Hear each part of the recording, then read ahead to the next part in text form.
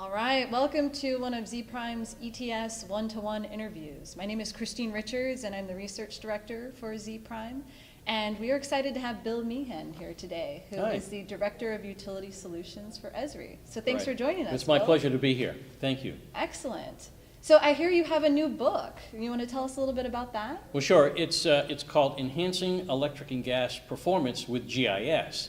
And I've written a number of books on the subject, but one of the ideas is that GIS is really changing. Oh, and by the way, for those electrical engineers, GIS is not gas-insulated switchgear. It's geographic information systems. Okay. So it's really about mapping. And I think when I think about GIS and mapping, I used to work for a power company for many years and quite about a decade ago. And people used maps all the time for a variety of things. A lot of times they made maps about their operating systems, you know, the maps that have all of the wires and all that sort of stuff.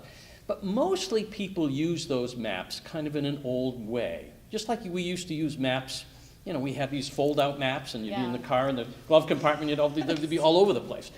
But really when you think about maps as not as a paper product, but as an information resource, you can say, well, wait a minute, almost everything that a utility does has something to do with location, doesn't it? I mean, where customers are, where renewable energy sources are now. So there's a tremendous amount of information that's contained within a map, but a paper map is so confining. So a GIS is really about digitalization of the maps, but it goes more than that. There are things that I think that have location-based that are interesting that you wouldn't normally know about. For example, during the Hurricane Sandy that happened up in New York, we discovered that there was flooding and people's electrical stuff that's in the basement, it got flooded. But in a way, we could have known that in a way, if you think about it. So if you think about some of the things that happen in the electric industry, particularly during storms, we can begin to use, I would say, like 5 kinds of analytics to really help understand, you know, what's going on. So for example, things like authoritative data, like, you know, how old something is, where something might be. But then predictive information. Imagine if we could take predictive information like where a flood might occur or could occur and where something is really below grade and put the two pieces together. We can really discover something that we hadn't done before. So instead of being a map about finding my location or finding how to go someplace, it's about discovery. And the GIS is now a whole new platform for discovery. It's like, where are there places in my infrastructure where a single event could take the whole system down? So you have authoritative data, that's one. You have predictive information. And now we're seeing, you know, this Internet of Things.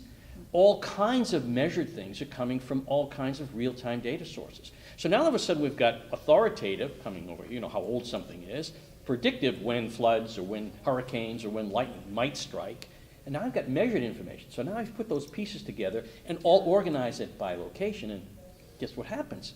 That's brand new discovery. And then the fourth one I like to think of as like experiential information. And one of the earlier sessions they were saying that you know, 40% of somebody's employees are going to walk out the door. Imagine if we could take that kind of experience from the old workers, you know. I think the average age of the utility worker is something like 50 years old, or 52 now, I think. Imagine if we could take that experiential data and combine it with scientific data, like authoritative measures and stuff, and we could discover even something more.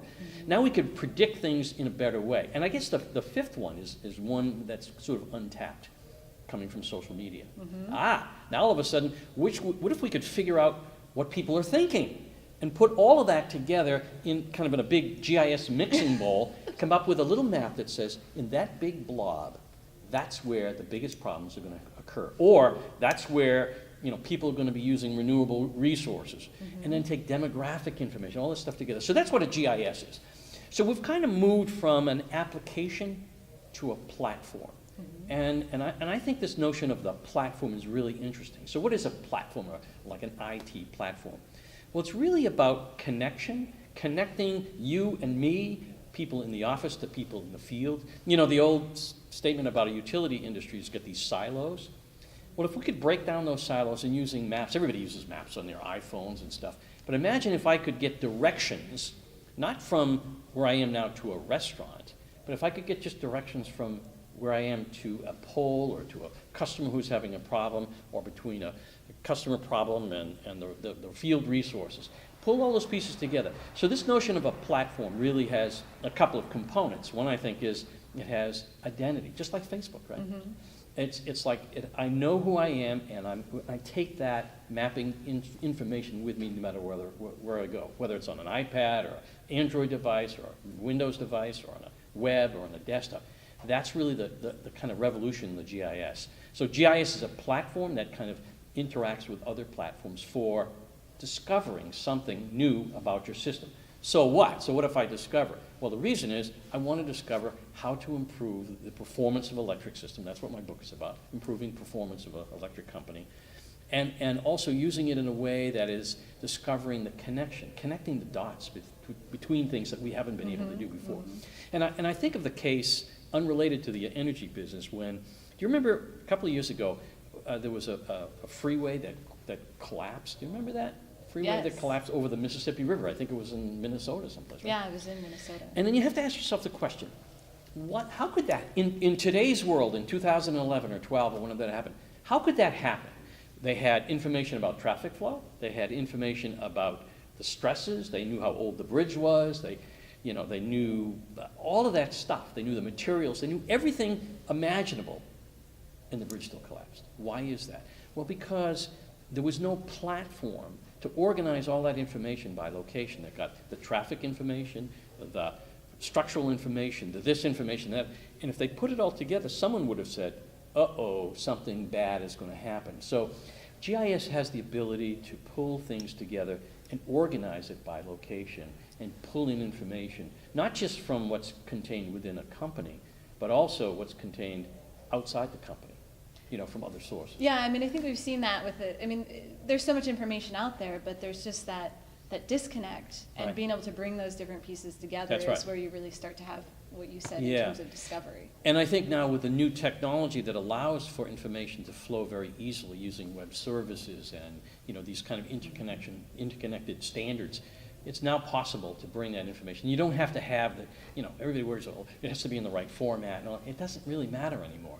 And it's got to be easy to use and simple, that I can just say, hey, I wonder what's going on right here, and show me all of the factors that kind of play into that. And I even think of simple cases, a very simple case where, say, a customer, a utility company is worried about customer satisfaction. Mm-hmm. Customers are unhappy or not unhappy.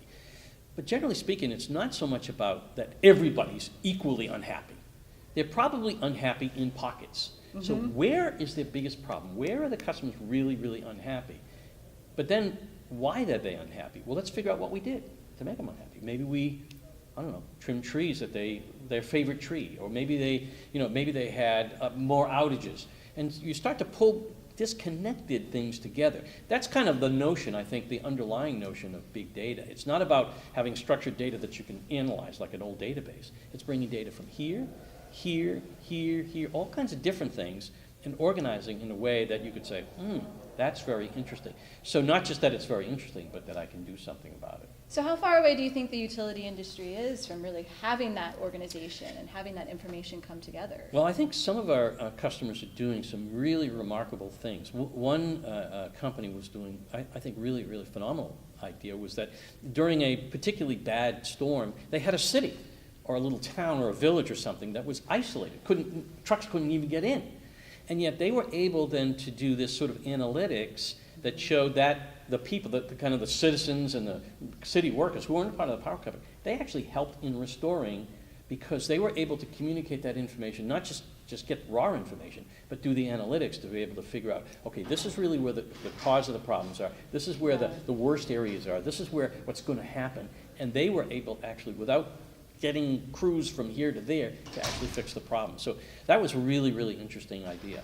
Yeah. And I think also they're thinking about, okay, how can we leverage the technology to help in some of these competitive things? Like, okay, so we know that the infrastructure is getting old, but where is it really getting old? Mm-hmm. Or I think when I think of that is, where is there places that are most vulnerable? And how do we define vulnerability? Well, it's all those 5 things I mentioned: age, it's prediction of when something might fail, it's how close something might be to like a earthquake zone or a landslide and all that sort of stuff. So you start to put all these pieces together and you get tremendous insight. And really about, be able to prioritize things. Yeah, now I know, Yeah. okay, of all of the things I have to do, I'm going to go right here now first. And I think utilities in the past historically have been, they've been siloed. So they kind of look at this thing in a box. I do a load flow analysis and I figure out what the loads are. But what about all this other stuff that's over here? Well, I don't know, how do I process that? How do I bring it in? Well, if location is the common theme here, and that's what a GIS does, it really leverages the location. Definitely more than maps. So. It's not more than maps. So it's not about maps. Maps are the Yes. visualization Yes. tool. It's really about discovering how I can effectively run my business using spatial information. Awesome. Thanks for joining us, You're Bill. welcome. Thank you.